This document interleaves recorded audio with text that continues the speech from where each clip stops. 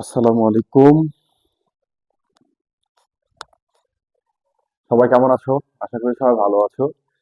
এই মুহূর্তে যে আমার ভিডিওটা দেখতেছো বা ভিডিও ক্লাসটা দেখতেছো তাকে সকলকে আমার অন্তরের অন্তরস্থল থেকে আন্তরিক শুভেচ্ছা এবং অভিনন্দন। আচ্ছা, আজকে মেইনলি যে ক্লাসটা হবে, আজকে ক্লাসটা হচ্ছে আহ ফিজিক্সের ক্লাস 9-10 এর ফিজিক্সের চ্যাপ্টার 1, অর্থাৎ টপিকটা আমি লিখে রেখেছি ভৌত রাশি এবং পরিমাপ। ওকে, ভৌত রাশি এবং পরিমাপটা বোঝার আগে আমি কিছু কথা বলি। সেটা হচ্ছে যে আমরা এই একটি ক্লাস করব, এই একটি ক্লাসের মাধ্যমে আমরা যারা ধরো যে 9 থেকে যারা ক্লাস 10-এ উঠলে বা 9-এ নতুন নিউ 9 নিউ 10 বা এসএসসি, যারা এসএসসি পরীক্ষার্থী বা ক্যান্ডিডেট, তারা অবশ্যই ক্লাসটি ফলো করবে। এবং যারা আপনাদের পরিচিত এবং ভাই বোন আত্মীয় স্বজন আছে এবং ভাগ্নে ভাস্তে চাচাতো ভাই মামাতো ভাই, তারা দেখতেছো বা যাদেরকে শেয়ার করা উচিত যে এটা তাদেরকে ক্লাসটাকে তাদেরকে দিলে সে উপকৃত হবে, হ্যাঁ অবশ্যই ক্লাসটি শেয়ার করবে। হ্যাঁ, আচ্ছা, ঠিক আছে। আজকের যে ক্লাসটা সেটা হচ্ছে ভৌত রাশি এবং পরিমাপ নিয়ে।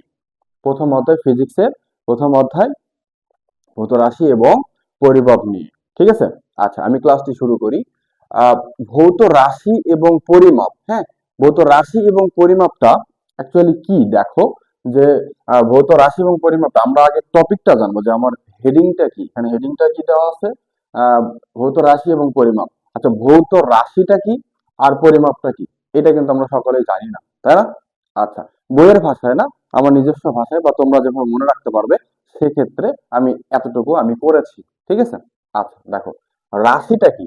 রাশিটা হচ্ছে ভৌত জগতে যা কিছু কি করা যায়, পরিমাপ করা যায়। ঠিক আছে, মানে পরিমাপ যোগ্য বা মাপা যায়। ঠিক আছে, পরিমাপ করা যায়, ভৌত জগতে যা কিছু পরিমাপ করা যায় তাই কি রাশি। আর এখানে একটু দেখো পরিমাপটা কি, কোনো কিছুর পরিমাণ নির্ণয় করে তাই কিছু পরিমাপ। কোনো কিছু পরিমাণটা যখন আমরা নির্ণয় করতে যাব বা মাপতে যাব, তখন সেটাকে আমরা কি বলতেছি, পরিমাপ। ঠিক আছে, আচ্ছা এখন দেখো, এই যে এই রাশি এবং পরিমাপ, রাশি কিন্তু আরো আছে। ঠিক আছে, পরিমাপ কিভাবে মাপা যাচ্ছে জিনিসটাকে। এবং এই রাশির মধ্যে দেখো লেখা আছে কি, ভৌত রাশি। ভৌত কেন, তাই না? ভৌত রাশি আমি এখানে একটু লিখে রেখেছি, দেখো আকার আকৃতি ওজন ভর যেগুলো কি আছে না, আকার আকৃতি আছে না, কোনো একটা বস্তুর বা কোনো একটা কিছু নির্ণয় করতে যাও, সেক্ষেত্রে সেটার আকার আকৃতি এগুলোকে আমরা ভৌত ধরতেছি, আর যেগুলো নাই সেটা হচ্ছে কাল্পনিক। ঠিক আছে, আচ্ছা এটা হচ্ছে তোমার জাস্ট হেডিংটা। হ্যাঁ, এখন আমরা ক্লাসে যাই। এই ক্লাসটা কি অবশ্যই মনোযোগ দিয়ে করবে, হ্যাঁ মনোযোগ দিয়ে করবে, এটা কিন্তু একটা বেসিক ক্লাস। এই বেসিক ক্লাস যদি তুমি না বোঝো, আর এই ক্লাসটা করলে ইনশাল্লাহ এসএসসি তে তুমি অন্তত ক খ গ ঘ অ্যান্সার গুলো করতে পারবে। এমসিকিউ তো আরো অনেক আছে, এমসিকিউ এর জন্য পড়তে হবে, কিন্তু ক খ গ ঘ তুমি অনায়াসে শেষ করতে পারবে যদি এই ক্লাসটা আজকে শেষ করতে পারো। ঠিক আছে, খাতা, একটা খাতা কলম নিয়ে, জাস্ট খাতা কলম নিয়ে বসলেই হচ্ছে। এবং তোমার বেসিকটা জানার পরে তুমি তোমার টেস্ট পেপার বলো, সাপ্লিমেন্ট বলো, যেখান থেকে তুমি সলভ করতে পারো। আর যদি সলভ করতে কোথাও আটকায় যাও, দেন তো আমি আছি, এসএমএস এ বা কোনো মাধ্যমে আমাকে নক করবে, আমি ইনশাল্লাহ সলভ করে দেওয়ার চেষ্টা করব। ঠিক আছে, আচ্ছা এখন দেখো ভৌত রাশি এবং পরিমাপ। ঠিক আছে, এই ভৌত রাশি এবং পরিমাপটা আমাকে, এখানে আমরা দুইটা স্কেল নিয়ে কাজ করতেছি। কয়টা স্কেল? দুইটা স্কেল। তোমাদের বইয়ে দেখবে, তোমাদের বইয়ে 22 পৃষ্ঠায় আছে, দেখবা পৃষ্ঠা নাম্বার 22। এই যে দেখা যাচ্ছে, এখানে দেখো, একটু দেখো, এই যে এই দুইটা চিত্র আছে। ঠিক আছে, এই দুইটা দেখো চিত্র দেওয়া আছে। একটা হচ্ছে কি, এই যে একটা এই পাশে একটা স্কেল আছে, এই পাশে একটা স্কেল আছে, দেখছো? এটাকে কি বলা হয়, স্লাইড ক্যালিপার্স। আর এটাকে কি বলা হয়, দেখা যাচ্ছে, একটাকে স্লাইড ক্যালিপার্স আর একটাকে কি বলতেছি, বৃত্তাকার স্কেল পার্ট বা স্ক্রু গজ। ওকে, স্ক্রু গজ মনে থাকবে। আচ্ছা, এখন এখানে এই স্কেলটা আর এই স্কেলটা, এই দুইটা স্কেল নিয়ে আমাকে এই অধ্যায়টা শেষ করতে হবে। বুঝছো? এটা যে প্র্যাকটিক্যালও আছে তোমাদের, তাই না? প্র্যাকটিক্যালও পাবো। ঠিক আছে, এই অধ্যায়টা মেইনলি প্র্যাকটিক্যালি জমা। এখন দেখো এখান থেকে ম্যাথমেটিক্যাল তোমরা অনেকে এই অধ্যায়টা স্কিপ করো, কিন্তু আজকের পর থেকে স্কিপ করা লাগবে না। ঠিক আছে, একটা হচ্ছে স্লাইড ক্যালিপার্স। প্রথম স্কেলটার নাম কি, slide, slide caliper, slide caliper. দুই নম্বরটা কি, স্ক্রু গজ, স্ক্রু গজ। ঠিক আছে, স্ক্রু গজ বা বৃত্তাকার স্কেল। আর একটা কি, স্লাইড ক্যালিপার। ঠিক আছে, ভার্নিয়ার স্কেল। এখন দেখো, এই যে স্লাইড ক্যালিপার আর হচ্ছে স্ক্রু গজ, এইটাকে আমি আবার দুইটা স্কেলে ভাগ করব, ঠিক আছে? এটাকে আমি আবার কয়টা স্কেলে ভাগ করব? দুইটা স্কেলে ভাগ করব। একটা এটাকে আমি দুইটা স্কেলে ভাগ করব, এটাকে দুইটা স্কেলে ভাগ করব। ধরো স্লাইড ক্যালিপার্স, আমরা আগে প্রথমে দেখতেছি স্লাইড ক্যালিপার্স, ঠিক আছে? দেখো স্লাইডের ক্ষেত্রে আমরা এখানে দুইটা স্কেল, ধরো এটাকে দুইটা স্কেলে ভাগ করব। একটা হচ্ছে প্রধান স্কেল, কি স্কেল? প্রধান স্কেল। আর আরেকটা কি? Vernier scale, vernier scale. Okay, একটা হচ্ছে প্রধান স্কেল আর একটা কি? Vernier scale. এখন দেখো যে প্রধান স্কেল, যেটা তোমাদের তোমরা পরীক্ষা হলে নিয়ে যাও না, একটা স্কেল বড় দেখে, একটা স্কেল বড় স্কেল নিয়ে যাও না, এবং একটা ছোট স্কেল নিয়ে যাও না, যা আমি আঁকাবো স্কেল মার্জিন টানবো, তাই না? সেক্ষেত্রে আমি সেই যে স্কেলটা তুমি নিয়ে যাও সেটা হচ্ছে প্রধান স্কেল, মানে তোমার হাতে যেটা আছে সেটা কি? প্রধান স্কেল। আর আমার হাতে অর্থাৎ এই স্লাইড ক্যালিপাসের ভিতরে ছোট্ট একটা স্কেল বসানো আছে, ছোট্ট। ওই দেখো তোমরা ওই 22 পৃষ্ঠা পেজে দেখো যে উপরে একটা সাদা স্কেচ করা একটা দেখো ছোট্ট একটা স্কেল আছে, সেই স্কেলটার নাম হচ্ছে ভার্নিয়ার স্কেল। আর তোমাদের হাতে যেটা আছে সেটা কি? প্রধান স্কেল। মনে রাখবা, প্রধান স্কেলকে এম দ্বারা প্রকাশ করা হয়, ঠিক আছে? প্রধান স্কেল কি দ্বারা প্রকাশ করা হয়? বড় হাতের এম দ্বারা প্রকাশ করা হয়। সেম ভাবে স্ক্রু গজের ক্ষেত্রেও স্কেল আছে, ঠিক আছে? এখন দেখো আমি এই স্লাইড ক্যালিপাসের ক্ষেত্রে আগে যে জিনিসগুলো তোমাকে আসতে হবে সেটা হচ্ছে সেটা হচ্ছে যে আমাকে তোমার প্রথমে আমি একটু গোছায় তোমাকে যেন অঙ্কগুলো করতে পারো সেইটুকু কাজ আমি করে দিতে চাচ্ছি, ঠিক আছে? করে দিতে পারতেছি। কারণ কি? ফুল ক্লাস নেওয়ার মতো বা ফুল, তাহলে আমার কাছে আসতে হবে এবং ডিটেলস বুঝতে হবে, ঠিক আছে? এখন দেখো এখানে তোমাকে আমি আহ প্রথমত তোমাকে বই কি থাকে যে ভিসি নির্ণয় করো, আসে না? ভিসি মানে কি? আমাকে দেখো এরকম দুইটা সূত্র আছে, ভিসি ইজ ইকাল টু কি? এস ডিভাইডেড বাই এন, আছে না? আরেকটা কি আছে? এইটারই ভিসি ইজ ইকাল টু কি? এস মাইনাস এক্স, আছে না? এরকম দুটো সূত্র দিয়ে অঙ্ক আছে, কিন্তু এমসিকিউ অনেক আছে, প্রচন্ড আছে, তাই না? এখন দেখো এই যে VC is equal to S divide by N আমি কেন লিখলাম? এটা কিন্তু একটা সূত্র, তাই না? এটা 1 নম্বর সূত্র। এটা ধরো এটাও ওই সূত্র দিয়েই তুমি তৈরি করতে পারো, এমসিকিউ আকারে আসতে পারে, ম্যাথেও আসতে পারে, ঠিক আছে? এখন দেখো ভিসি ইজ ইকাল টু, ভিসিটা কি? সবাই একটু খাতায় নোট করবে, ঠিক আছে? ভিসিটা হচ্ছে ভার্নিয়ার ধ্রুবক। ভার্নিয়ার কি? ধ্রুবক, ঠিক আছে? আর এখানে এসটা কি আর এনটা কি? আমি এস আর এন এখানে দেখাইতেছি, ঠিক আছে? এখন দেখো এখানে কিন্তু এখানে দেখো এস আর এন। এখন দেখো আমি প্রধান স্কেল তোমরা বলছো না, প্রধান স্কেল তোমার হাতে ছিল, প্রধান স্কেলটা তোমরা দেখছো, চিনছো, সেন্টিমিটার মিলিমিটারে দাগ আছে, তাই না? আচ্ছা, এই দেখো প্রধান স্কেলটা তোমার এমন ভাবে দেওয়া আছে, একটু দেখো এখানে 0 1 2 3 4 5 6 7 8 9 10 এরকম জায়গা পর্যন্ত দেওয়া আছে 1, এভাবে আবার গেছে, তাই না? 1 2 3 4 5 6 7 8 9 10 এরকম ভাবে আবার গিয়ে এখানে আছে কি 2, এভাবে কিন্তু প্রত্যেকটা ঘর কিন্তু কি করা আছে, একটা মিলিমিটার একটা সেন্টিমিটার দেখবা। উপরের গুলা দেখবা এখান থেকে এটা এটা পুরাটা কি সেন্টিমিটার আছে, আর নিচের ছোটগুলা কি? ছোটগুলা আছে মিলিমিটার, ঠিক আছে? আচ্ছা, এখন দেখো এই যে তোমার 0 এবং এই 0 থেকে 1 পর্যন্ত কয়টা ঘর আছে? আমরা কিন্তু গুনেছি 1 2 3 4 5 6 7 8 9 10, 10টা ঘর আছে কিন্তু। এই যে 10টা ঘরের মধ্যে ক্ষুদ্রতম যে মানটা সেটা কত? 1 না? তাহলে এস এর মান সর্বদা 1। এস এর মান কত? সর্বদা 1। অর্থাৎ প্রধান স্কেলের ক্ষুদ্রতম এক ভাগকে কি বলতেছি আমরা? এস এর মান, ঠিক আছে? এস এর মান কত? সর্বদা 1 মিলিমিটার। ওকে, এস এর মান ভুলবা? এস এর মানটাই কিন্তু এইটা, এই যে এটাই কিন্তু সেই এস এর মান, ঠিক আছে?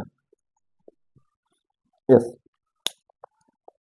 ক্ষুদ্রতম এক, এই 1 মিলিমিটার। আর এন কত? আমার ধরো তোমার প্রধান স্কেলটা কত ঘরের, এখানে আমরা দেখতেছি 10 10 20 ঘরের, তাহলে আমরা এখানে এন এর মান কত? 20, কত? 20। আবার এন এর মান কত হইতে পারে? 10। আবার এন এর মান কত হইতে পারে? 30। ইচ্ছা হইতে পারে। তখন এখন আমরা ভিসি কিভাবে নির্ণয় করতে পারবো? এখন আমরা কিন্তু ভিসি এইভাবে নির্ণয় করতে পারবো যে দেখো আমার এস এর মান সর্বদা কত আমরা জানি? 1 মিলিমিটার। এন এর মান কত? ধরো 10। এখানে ভাগ করো, যেটা আসবে সেইটাই তোমার আনসার, ঠিক আছে? এভাবে তোমরা কি বের করতে পারবা? ভিসি বের করতে পারবা, ঠিক আছে? আবার ওই যে এস মাইনাস এক্স, ওইটা হচ্ছে ঘরের সংখ্যা, ওইটা খালি জাস্ট মাইনাস করে দিলেই কিন্তু হয়ে গেল, এস এর মানটা আমি বলে দিচ্ছি কত, তাই না? এইভাবে তোমরা কি করতে পারবা? ভিসির মানটা বের করতে পারবা ইনশাল্লাহ। ঠিক আছে, এখন দেখো এই অধ্যায়ের আরেকটা জিনিস তোমাকে মাথায় রাখতে হবে, যে স্লাইড ক্যালিপার্স এবং স্ক্রু গজের ক্ষেত্রে বা বৃত্তাকার স্কেলের ক্ষেত্রে আমাকে জিনিসটা জানতে হবে। বৃত্তাকার স্কেল তোমরা দেখছো, এই জিনিসটা কিন্তু দেখো, একটু ভালো করে দেখো। বৃত্তাকার স্কেলটা এই যে ঠিক এইরকম দেখতে, ঠিক আছে, ঠিক এইরকম দেখতে। মানে কি, আমার ধরো এটা মার্কার, এই মার্কারের এই পাশটাতে কেমন আছে, ঠিক এই মাথাটা একটু গোল আছে, তাই না? গোল মানে বৃত্তাকার, চিনতে তো পারতেছো তাই না? তাহলে এই ভাগটা দেখো, এখানে কি আছে, 1 থেকে 50 পর্যন্ত আছে, 1 2 3 4 5 6, এভাবে কিন্তু 50 ঘর এবং ঘুরানো যায়। ঠিক আছে, ওইটা কিন্তু এটা কিন্তু ঘুরানো যায়। যেমন ধরো এইভাবে আমি এই এই জিনিসটাকে, এই যে মাথাটাকে দেখতে পাচ্ছ না, এই মাথাটাকে আমি কি করতেছি, এক ভাগ ঘুরাবো। এই যে এরকম ঘুরে আনলাম, হ্যাঁ, ঘুরে এনে আবার স্টপ করলাম। তার মানে এক ভাগ গেছে, সামনে এক ভাগ গিয়েছে। ঠিক আছে, এরকম 50 ভাগ যাইতে পারে। তার মানে এই যে 50 ভাগের এক ভাগ ঘুরানোটাকে বলা হয় কি জানো, পিচ। তোমাদের পরীক্ষাতে কিন্তু আসে যে পিচ কি, বা pitch is equal to what, pitch কিন্তু আসে। তার মানে 50 ভাগের এক ভাগ ঘুরানোটাকে কি বলা হয়, পিচ। ঠিক আছে, এভাবে ঘুরানোটাকেই বলা হয় পিচ। তোমাদেরকে হাতে কলমে দেখালে ভালো হতো, ইনশাল্লাহ নেক্সট ক্লাসে দেখানোর চেষ্টা করব। ঠিক আছে, আচ্ছা, এখন দেখো এই স্লাইড ক্যালিপার এবং স্ক্রু গজের ক্ষেত্রে আমরা যে সূত্রগুলো জানতে হবে, যেটা হচ্ছে দৈর্ঘ্য, ব্যাস, ব্যাসার্ধ। তিনটার ক্ষেত্রেই, ধরো স্লাইডের ক্ষেত্রে আমরা স্লাইডের ক্ষেত্রে বের করতেছি, আরেকটা হচ্ছে এটা দেখো স্লাইডের ক্ষেত্রে, স্লাইড ক্যালিপার্সের ক্ষেত্রে।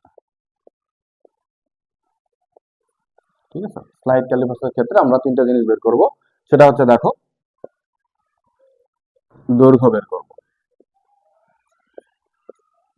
ব্যাস বের করব, ব্যাসার্ধ বের করব।